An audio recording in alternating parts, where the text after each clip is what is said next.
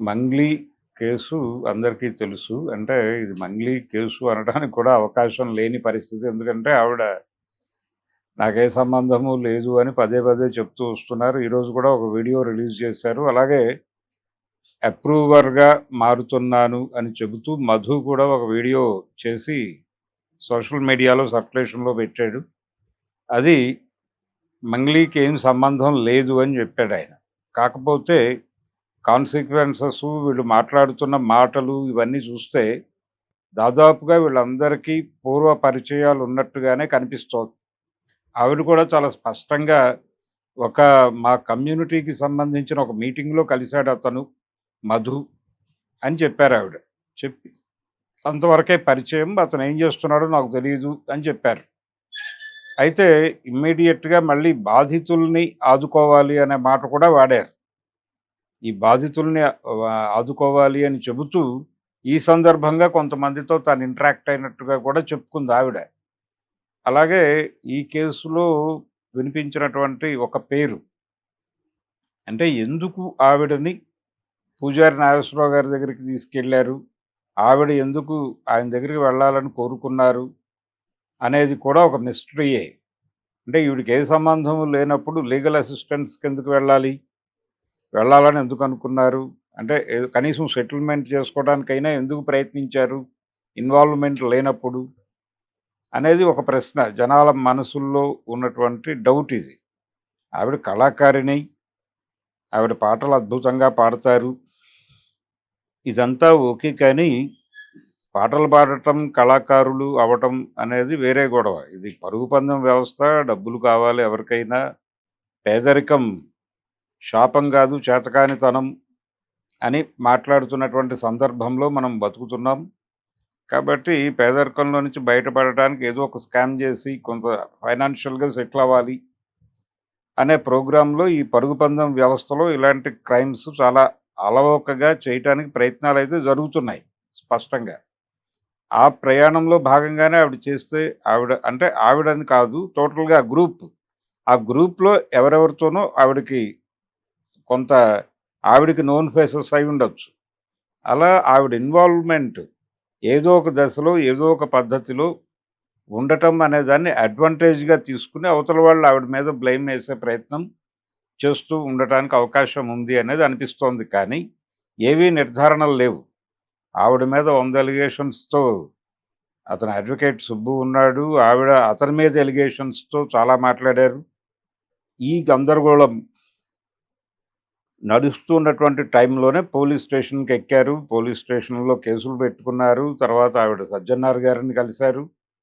బాధితులు పంజాగుట్ట స్టేషన్‌లో మీడియాతో రకరకాలుగా వాళ్ళ అభిప్రాయాలు వాళ్ళు జెప్పారు. ఇక్కడ మైక్రో ఫైనాన్స్ అని మాట్లాడుతున్నారు గానీ, జరిగిన యాక్టివిటీ పెట్టుబడుల సేకరణ. అంటే మీరు డబ్బులు మా దగ్గర పెడితే, ఆ డబ్బులతో మేము బిజినెస్ చేసి మీకు కొంత అందులో వచ్చిన లాభాల్లో కొంత వాటా ఇస్తామన్న పద్ధతిలో వీళ్ళు అట్రాక్ట్ చేశారు. అలాగే వేణుగుడుగుల్ గారు ఓ ఛానల్‌కి ఇచ్చినటువంటి ఇంటర్వ్యూలో ఆయన చెప్పిన మాటేంటంటే, కొంతమందికి వీళ్ళు మంచి డబ్బులే ఇచ్చారు ప్రారంభంలో అని జెప్పారాయన. అంటే అది కూడా నోన్ విషయమే అందరికి. అంటే జనం ఆ సర్కిల్‌లో ఉండేటువంటి వాళ్ళ బుర్రల్లో ఉందిది. అలా ఇవ్వటం ద్వారా అది ప్రచారంగా మారి మరికొంతమంది డబ్బులు వీళ్ళకిచ్చుండొచ్చు. అలా ట్రాక్ రికార్డ్ ఉంది వీళ్ళకి. ఆ ట్రాక్ రికార్డ్ ఉంది. దీనిలో ఎక్కడో ఏదో సందర్భంలో ఆవిడ ఇన్వాల్వ్‌మెంట్ ఉండి ఉండవచ్చు అని సందేహం రావటానికి రీజన్. ఎందుకంటే డైరెక్టర్ గారి దగ్గరికి, మ్యూజిక్ డైరెక్టర్ దగ్గరికి విషయం వెళ్ళింది అనేది ఈవిడ ద్వారానే. ఈవిడ ఎందుకు తీసుకెడుతుంది? ఎందుకు బాధ్యత తీసుకుంటుంది అంటే, ఏదో మేరకు ఈవిడ మీద వస్తుంది అనే ఉద్దేశంతో కావచ్చు. ఇప్పుడు మధు చెప్పినటువంటి కన్ఫెషన్ స్టేట్మెంట్ ఆయన కన్ఫెస్ అవుతున్నాను అన్న పద్ధతిలో ఇచ్చినటువంటి వీడియో. అది ఈవిడ వీడియో. ఈ 2 వీడియోలని పక్కన పెట్టి చూస్తే ఒక డౌట్ ఏంటంటే, వీళ్ళు ఏదో అనుకుని ఏదో చేద్దామని ప్రారంభించి ఫైనల్‌గా ఏదో చేశారు. అయితే ఈవిడ్ని వాంటెడ్‌గా బయటికి పెట్టేయాలి. ఈవిడ్ని కేసు దరిదాపుల నుంచి పక్కకి నెట్టేయాలి. ఆవిడ్ని సేఫ్‌గార్డ్ చేయాలి. ఆవిడ్ని ప్రొటెక్ట్ చేయాలి అనేటువంటి స్కీమ్‌లో మాట్లాడినట్టుగా అనిపించింది మధు మాటలు. ఇది స్కీమ్ ఎందుకంటే ఆవిడని గనక ఈ కేసులోంచి బయటేసి మనం ఈ భారాన్ని భరిస్తే రేపు పొద్దున మనం బయటికి రావడానికి సంబంధించిన ఏర్పాట్లు ఆవిడ చేస్తారు కదా! అందుకని ఒకవేళ ఆవిడకి సంబంధం లేదని మాట్లాడుతున్నారా అనేది డౌట్. ఇలాంటి డౌట్ రావటానికి ఆస్కారం ఇచ్చే పద్ధతిలో వాళ్ళ అభిప్రాయాలు నడిచినాయి. అందుకని 100 డౌట్లున్నాయి. 100 డౌట్లు ఛేదించవలసింది పోలీసు వారే. అయితే వీళ్ళ మీద నమోదు చేసినటువంటి ఎఫ్ఐఆర్‌లు, సెక్షన్స్ ఏవి కూడా వీళ్ళని బలంగా బైండ్ ఓవర్ చేసే పద్ధతిలో లేవు. కొంచెం లూజ్‌గానే వెళ్ళింది ఎఫ్ఐఆర్ వరకు. మేబీ చార్జ్ షీట్‌కి మారొచ్చు సీన్. కానీ ఈలోపు కేసులో సాక్ష్యాధారాలు తారుమారు చేస్తే ఏమిటి పరిస్థితి? నిజంగానే 200 కోట్లా అనేది కూడా డౌటే. 10 కోట్లు అనేది కనిపిస్తోంది. 200 క్రోర్, 150 క్రోర్ ఇలా రకరకాల ప్రస్తావనలు వస్తున్నాయి గానీ అసలు నిజానిజాలు ఎంత? ఏ పేరుతో వీళ్ళు రసీదులు ఇచ్చారు డబ్బులు తీసుకున్న వాళ్ళకి?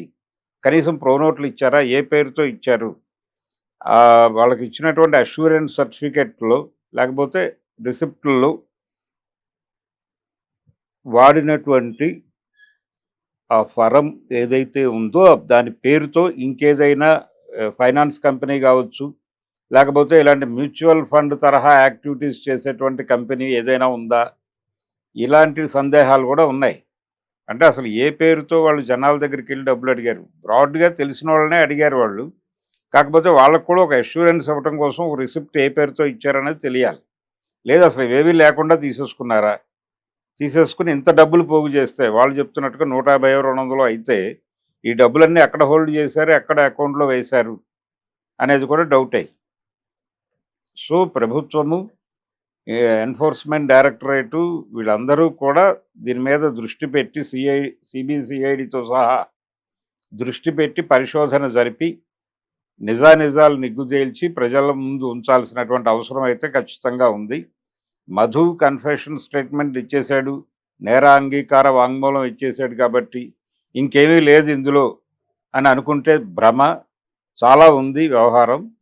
కొంచెం సీరియస్‌గా దృష్టి పెట్టి రకరకాల కోణాల్లో దీన్ని పరిశీలించి బయటపెడితే ఫర్దర్‌గా ఇలాంటి క్రైమ్స్ జరగకుండా ఉండటానికి ఒక ప్రొటెక్షన్ మెజర్ తీసుకోవడానికి ఒక అవకాశం దొరుకుతుంది.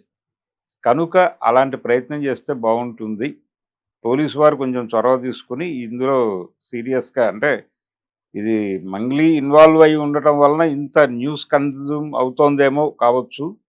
ఏదేమైనా గానీ ఈ సమస్యకి ఒక ముగింపు పలకాల్సిన బాధ్యత అయితే పోలీసులదే. వీళ్ళందరూ ఎవరి వెర్షన్ వాళ్ళు చెప్తున్నారు. సమగ్రత లేదు. ఈ సమగ్రమైనటువంటి టోటల్ కథ తెలియాలంటే పోలీసు వారు నుంచి రావాలి. ఆ దర్యాప్తు వివరాలు తెలిసిన తర్వాత ప్రజలు ఎలా రియాక్ట్ అవుతారనేది అప్పుడు చూద్దాం.